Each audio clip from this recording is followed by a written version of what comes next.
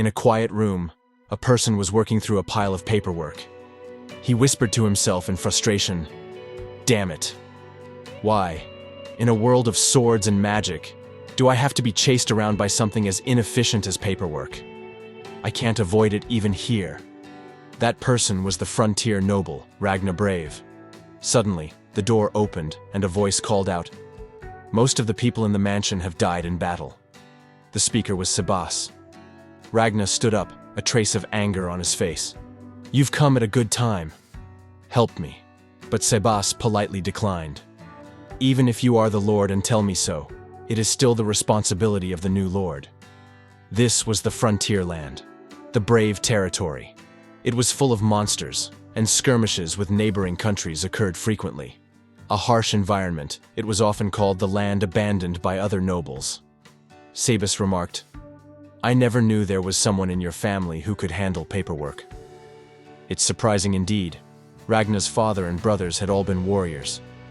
As the third son of the Brave family, Ragna had been drilled in nothing but the art of killing monsters and enemy soldiers. But 1 month ago, his father and brothers all died in the war. He, the only survivor, had suddenly been tasked with inheriting this frontier territory.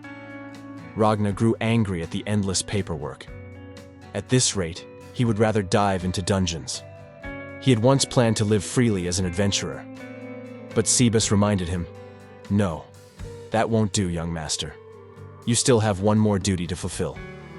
The Brave territory was rich in natural resources and monster materials. Many adventurers came here, and businesses serving wanderers thrived. However, whenever attempts were made to develop the mountain ranges, monsters came to wreak havoc. When fields were planted, enemy nations burned them down. As a result, the territory had no ability to be self-sufficient and relied entirely on the support of other nobles. Ragna realized the truth. That's why, as the heir of this territory, I must attend the academy in the royal capital. There, I'll have to ingratiate myself with the other nobles and beg for their support. But doubt clouded his heart. Can I really do it? My family specialized in training warriors. Can't I just refuse to enroll? Sebas crushed that hope immediately. "That won't do, sir." Annoyed, Ragna muttered, "So, what is it this time?" Sebas, looking pleased, replied, "Actually, I have something important to discuss. It concerns you, young Master Ragna."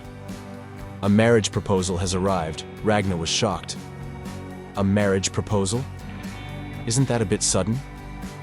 As a lord, it is not unusual, Sebas explained. He recalled that Ragna's brother also had fiancées, but they had hated this land and never settled here. Ragna frowned. They didn't even show up for the funeral. Sebas lowered his head slightly. When I went to inform them, they seemed rather relieved. Ragna grew angry, snapping his pen in half. "Should I put an end to it?" Sebas calmly replied, "That is unacceptable, young master." "You're thinking of killing it off, aren't you?" Ragna answered just as calmly, "Sebas, you understand, don't you? From now on, I'll be living in a dormitory in the royal capital. During vacations, I'll return to manage the territory. In short, I'll be insanely busy. Go ahead and decline it for me." Sebas silently handed him a spare pen, his expression disappointed. "That is not possible." This time, the marriage proposal comes from the Oldwood ducal family, who provide our territory with weapons and food aid. Ragna was shocked. "The Oldwood family?" "Sebas, tell me again about noble ranks." "Duke is the highest, Marquis is in the middle, and Earl is the lowest," Sebas explained. At the mention of Oldwood, Ragna froze.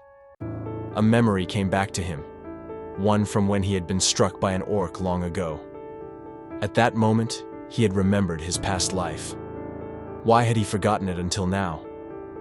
Ragna realized he had been reincarnated into a game he once played. He couldn't even remember its name, but in his previous life he had enjoyed the culture of a country called Japan, and now this world was the very world of that otome game.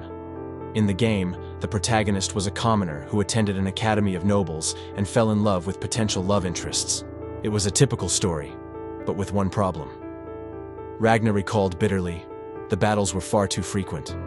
By the end, the capital itself was just a battlefield. Even the academy burned. He hated the Oldwood princess. Every time, she got in the way. The daughter of the Oldwood family, the villainous Alicia, was raised to become queen. She was the prince's fiancée, with unmatched beauty and talent. But her personality was the worst. She bullied commoners, sneering, "Know your place, low people." Elitist to the core, she arrived daily with her entourage to insult the protagonist. Eventually, her harassment escalated into a duel over the prince. The result was a crushing defeat. Alicia was stripped of her engagement on the spot. Ragna then remembered the crucial detail. That's right. Alicia took responsibility for her actions and was sent to marry a frontier noble. If I recall correctly, that noble is me. The next day, as the sun rose, Ragna lay in bed, exhausted. This is the worst. If I end up living with that woman, it'll be hell. Verbal abuse every single day. Even at the academy, people will gossip endlessly. Sebas soon entered his room. "Young master, she is about to arrive." Ragna sighed and prepared to meet his sweet wife-to-be. A lady raised solely for the crown prince. What's the point of her coming here? Sebas answered matter-of-factly. Most likely to dispose of a nuisance and make an example. After all, the Brave territory has a high death rate. Ragna bristled at that. After the war, those who survived are working tirelessly to support the Brave family. Don't call them a nuisance together. They walked outside. Sebas reminded him, "So, young master, you must also do your part." Ragna muttered tiredly, I know.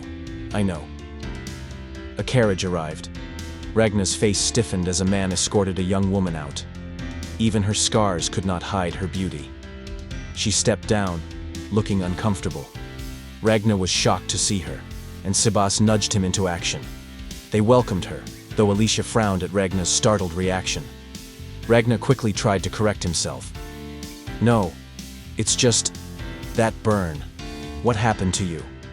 She didn't answer. "If you don't want to talk about it, that's fine," he said with a smile.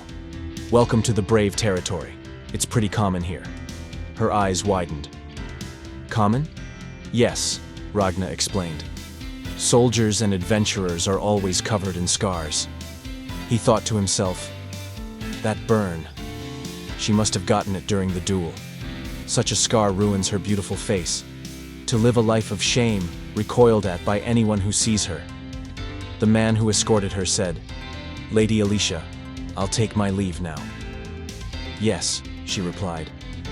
Ragna noticed something strange. Lady Alicia. No maid, no attendants, but she's the daughter of a duke. The carriage was small, with only a single piece of luggage.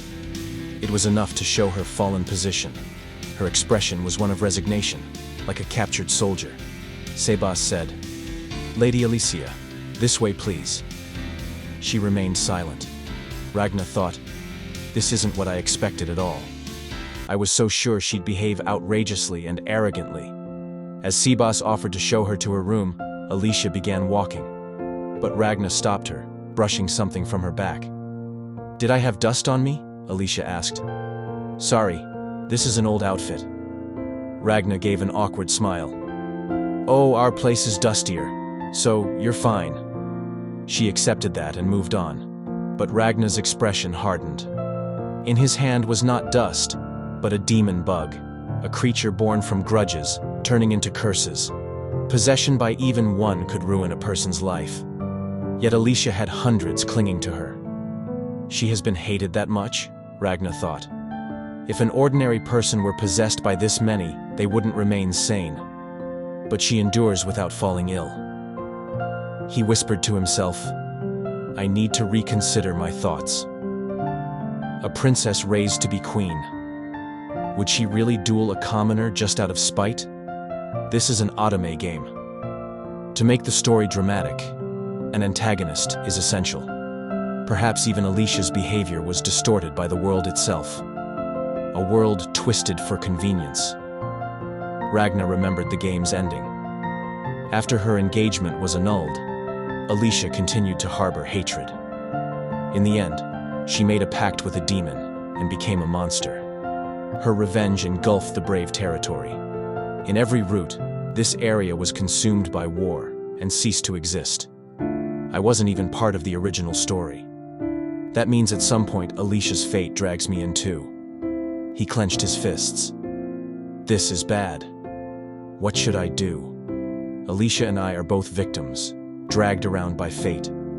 He whispered bitterly, "At this rate, my territory, no matter how much I struggle, it's doomed to destruction." But then he straightened. "In that case, I'll help her turn over a new leaf. If we're doomed either way, then at least she should be able to smile. Even if something bad happens, while we're together, I want her to see the bright side." A demon bug approached Alicia. Ragna crushed it silently, then smiled at her. "What is it?" Alicia asked. "Nothing," Ragna replied, still smiling. They walked into the house together. Ragna stretched and thought, "I guess I'll do my best." He crushed another demon bug as they entered. Alicia glanced at him, puzzled. How long has it been since someone gave me such a carefree smile? Unnoticed by others, something sprouted in the heart of the villainous young lady. She whispered softly, "What a strange person."